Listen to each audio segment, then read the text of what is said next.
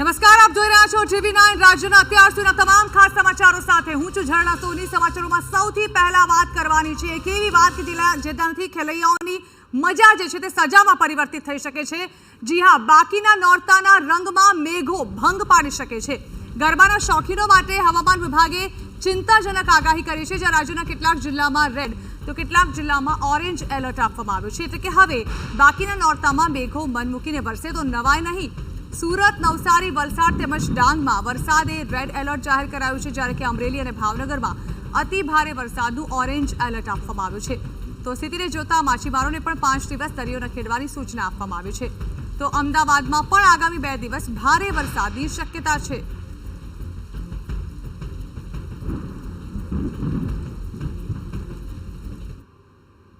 Alert जारी है और जो डिस्ट्रिक्ट है जहां पर एक्सट्रीमली हैवी रेनफॉल की वार्निंग और साथ में रेड अलर्ट है वो डिस्ट्रिक्ट है सूरत, नवसारी, वलसाड़, दमन, दादरा नगर हवेली।